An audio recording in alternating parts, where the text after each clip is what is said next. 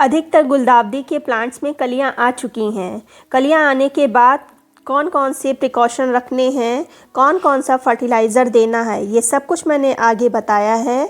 और 2 फर्टिलाइज़र बताए हैं, एक में केमिकल का यूज़ किया गया है, दूसरा ऑर्गेनिक फर्टिलाइज़र है जो एकदम फ्री है और बेस्ट भी है। अगर आपकी गुलदाउदी में बड्स आना स्टार्ट हो गई हैं तो कुछ चीज़ें हैं, इन पर ध्यान रखना आपको ज़रूरी है। सबसे पहले नंबर पर इसकी मिट्टी ही से स्टार्ट करते हैं। ये प्लांट अगर नीचे से घना हो रहा है तो जो न्यू ग्रोथ है उसको हटाते रहिए। ऊपर से घना हो रहा है तो उसमें तो बड्स बनेंगी, लेकिन जो नीचे से ये जो निकल रही सकर्ट्स, इसमें किसी भी तरह की कोई बड्स नहीं बनेगी। बेकार में मिट्टी में धूप नहीं लगेगी, जिसके कारण फंगस लगेगा, पौधा ख़राब हो जाएगा। तो ये मत सोचिए कि मेरा पौधा घना हो रहा है, अच्छा हो रहा है। अगर ऊपर से हो रहा है तो अच्छा है। ऊपर से तभी होगा जब आप इसकी पिंचिंग करेंगे, लेकिन जब बड्स आना स्टार्ट हो जाती हैं तो पिंचिंग बंद कर दी जाती है। तो ऊपर से जितना घना है उतना ही रहेगा, लेकिन नीचे से अगर घना हो रहा है तो उसको रिमूव करते जाइए। मिट्टी में फंगस का एक प्रमुख कारण यही होता है कि उसमें धूप नहीं लग पाती। तो ये जो एक्स्ट्रा घास फूस है इसको सबको निकालते रहिए। और देखिए मेरे प्लांट आपको कुछ लटका लग रहा होगा, क्योंकि मुझे इसमें डालना है फर्टिलाइज़र, लिक्विड फर्टिलाइज़र, इसलिए मैंने इसमें पानी नहीं डाला है। मैंने कल पानी डाला था, तब से आज पानी नहीं डाला है।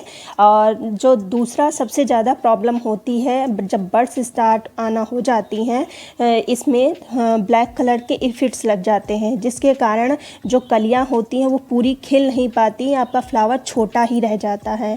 और तो उसका जो आप काम कर सकते हैं उसके लिए तो रेगुलर 7-7 दिन पर, जो मैंने पिछले वाले वीडियो में बताया कि सिंपल वाटर में आप हैंड वॉश मिला के स्प्रे कर सकते हैं या सोडा मिला के स्प्रे कर सकते हैं। अगर ये सब भी कुछ नहीं करना चाहते तो घर में जो सुबह यूज़ होता है टूथपेस्ट, उसको पानी में घोल के आप स्प्रे पौधों पर कर सकते हैं। उससे भी ये जो पेस्ट हैं वो दूर रहेंगे।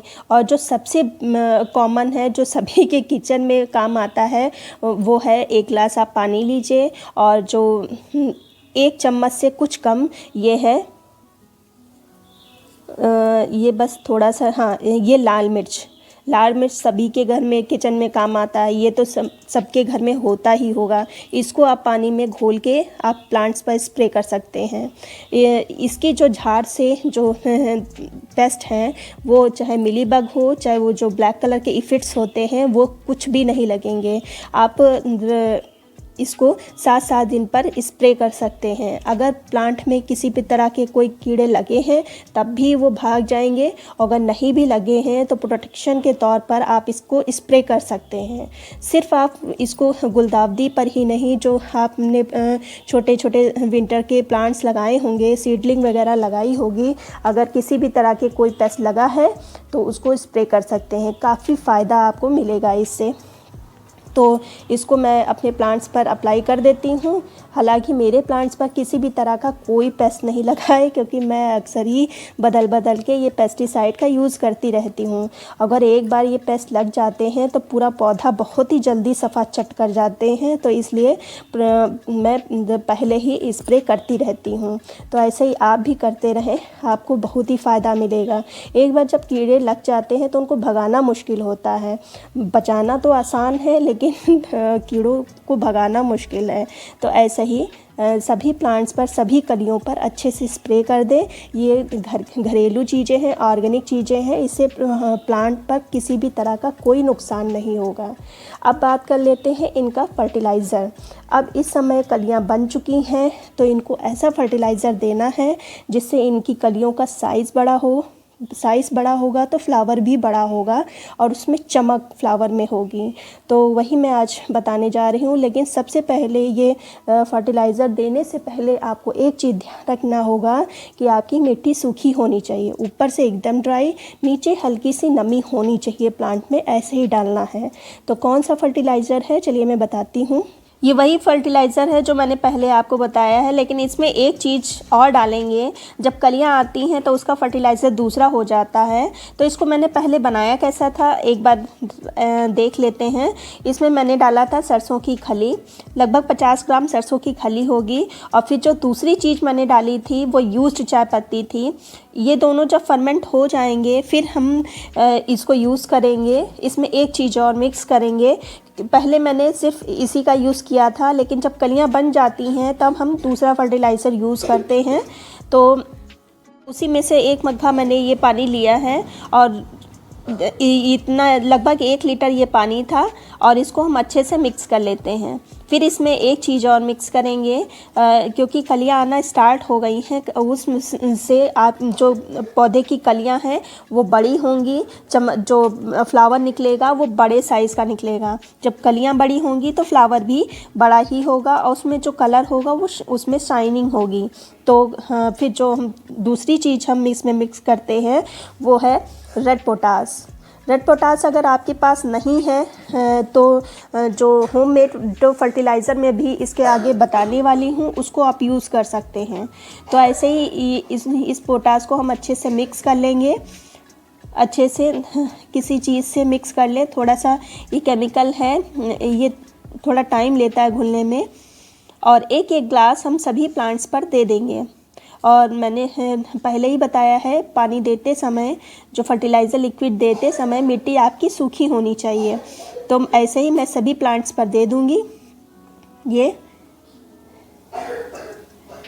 से। अब अगर ये फर्टिलाइज़र आप यूज़ नहीं करना चाहते हैं तो आप घर की ही बनी चीज़ का इस्तेमाल कर सकते हैं। घर में ही जो किचन में आप कूड़े में डाल देते हैं। तो ये देखिए, ये 2 दिन पहले मैंने पानी में ऐसे डाल के रख दिया था।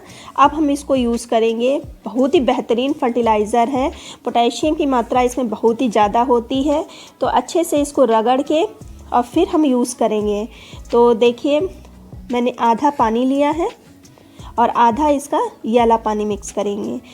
कोई भी वेजिटेबल का पील्स का अगर फर्टिलाइज़र यूज़ कर रहे हैं तो बिना डाइल्यूट के यूज़ मत करें, उससे नुकसान हो सकता है। तो ऐसे ही हम कर लेंगे और जो भी छिलके आ रहे हैं उनको हटा दें और फिर हम यूज़ कर सकते हैं सभी प्लांट्स पर। तो ये अब ये यूज़ करने के लिए तैयार है। चाहें तो आप इस DAP वगैरह मिक्स कर सकते हैं, लेकिन ये कंप्लीट फर्टिलाइज़र है फ्लावरिंग प्लांट के लिए।